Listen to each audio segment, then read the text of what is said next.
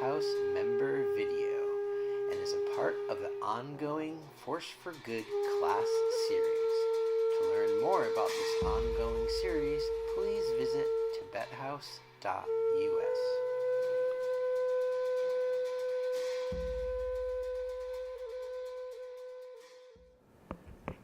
Yes, hi. So we have talked about visualizing all of these external details. At what point do you internalize emotional qualities? At what point? Emotional qualities? Well, listen, your internal is filled with emotional qualities. You go after your emotional qualities bit by bit when you can handle them and when they're not handling you. And that's when you go, you confront your unconscious, but you need a vehicle to do that, they believe. And these are archetypes that help you confront your inner emotional qualities, But you're never getting away from your emotional qualities because you are a product of your emotional qualities. They control your life. And especially when you're unconscious of what they really, truly are, right? Like the normal Western psychology thing is you're just a victim of your unconscious impulses. And Buddhism agrees with that for the person who has not developed a certain level of self-awareness. But they consider that a very bad situation because you're helpless. It's like trucks are coming at you from outside and other people in just difficult circumstances. And then from inside, there's this whole uncontrollable world of impulses. And you are this relational, delicate thing in between, a little bit of your conscious awareness and your mind and body, and you're being scratched from both directions. So the Buddhist thing is try to find out how to transmute your emotional impulses. And I must say, to bring all of this back, another reason we're looking at these advanced things, what I would call the Tantric Abhidharma, is that this is a course on the Force for Good, which we're almost at the end of. Next week we're going to celebrate being at the end of it with the Krishna Das, and we're going to chant a little bit at the end. But the fact that all we're really aiming at here is not really practicing Tantra at all, but we're looking at the Buddhist sources of the Force for Good. The Dalai Lama is saying, do these simple secular things even, that don't require tantras or anything. He's talking about the tantra of being a little more cheerful, a little more kind, a little more pleasant around town, having a happy family, But to really get into them, where people in schools and things would do this, and doctors would learn like this way, which is what he wants, and children would be taught. He said that thing like if every 8-year-old child learned a little bit of mindful meditation in every school everywhere in the world, not Buddhists become Buddhists or anything, but just learn to sort of deal with their own impulses in a little better way, then we wouldn't have wars. Then we'd have a much happier world, right? He says that.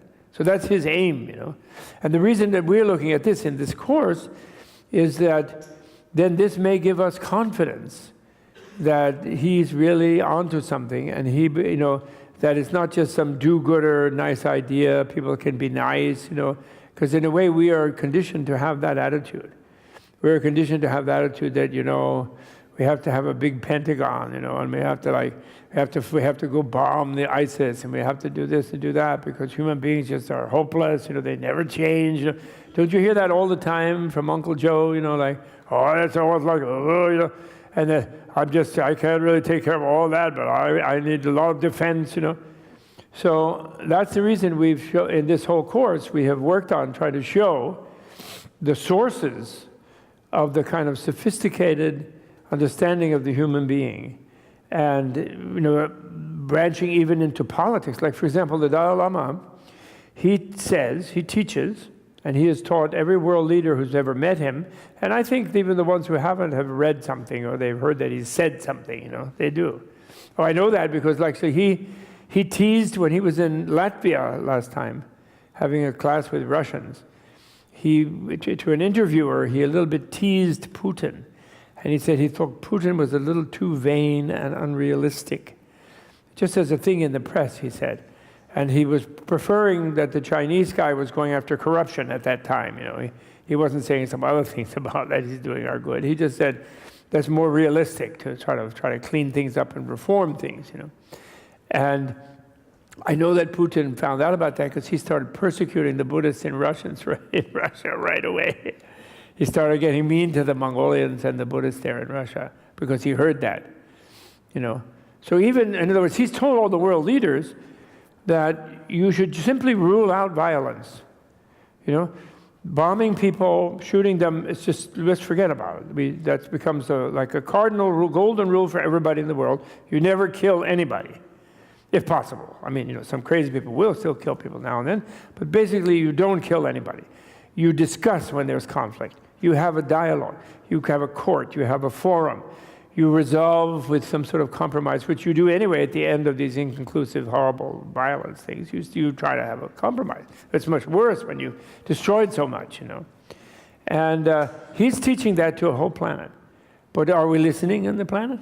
No, we're not listening. And we think I've heard so many people who even like Buddhism. They say, oh, I love the Dalai Lama, it's so great. I wish he would get out of politics, they say. Oh, he shouldn't say anything about politics. He doesn't know anything about that. Oh, no. Politics, you have to be tough, you know. Have to fight, have to Pentagon, more bigger defense budget, right? And that's realism. No, he's not realistic. Well, I'm trying to show that he is realistic, actually. And he knows just how the subconscious works. And he knows where history is. And history is, there are other people who don't know anything about Buddhism, have written careful studies that war is obsoleted, absolutely self-destructive. Nobody wins anything in a war. No one. So why is anybody having one? You know, just totally unrealistic. Ostriches doing it. But they don't believe it when you tell them that, because they think you're naive and they are realistic. You know, so that's the only reason we're talking about all these complicated things. To give you confidence that there are people who have completely gotten into those feelings and emotions and who can have really ridden them in a positive way and can really transform themselves, really love all the world and everybody. Krishna Das, who's coming next week, his slogan is from Nim Karoli Baba, who is not a Buddhist, love everybody. And really, that's the message. The Kalachakra Mandala is a temporary sort of sequestered, or the Gurya Samaj, or all of them, a sequestered realm where you can practice loving everybody. Whether you practice at an early stage of imagining that everybody is loving everybody in that thing, it's a realm where everybody wants everyone else to be blissful and happy in every conceivable way, inside and outside. And then the idea is that when that model is developed, then one can then try to shape the world that way, the larger world. Then the mandala, where there is a sequence in the mandala sadhana called some people have a very stupid translation for it. The proper one that I have is called mandala triumph. So it's where you envision, once you feel ensconced in the mandala of Kalachakra, you envision that all beings of every type stream into you, like the great light of tractor beams goes out into the universe.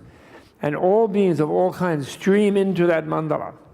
And they come into that mandala, and then they feel a kind of inner exaltation of being present in this best of all possible worlds. And then they stream back out into where they are. And yet suddenly they don't feel the same degree of hatred. Instead, that hatred becomes a feeling of sense of the perfection of the universe. They don't feel that jealousy. That jealousy becomes an admiration of the other person who has done something good or has some special beauty or wealth or power or glory. They don't feel that lust and greed. They feel like a delight in the bliss of others, etc., etc. So there's a sequence where you imagine that the mandala kind of takes over the universe and the whole thing becomes the mandala. And it's very pleasant, actually. It's very pleasant. It's a real engine of creating internal heart's optimism, in fact, you could say. Okay?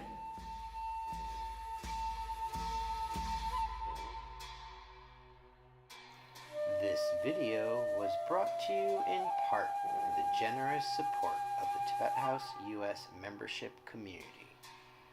To learn more about the benefits of Tibet House membership, please visit Tibet House US, including invites to special trips to study Buddhism up close and personal with Robert Thurman during his annual geographic expedition trips in 2018 include Mongolia and Bhutan.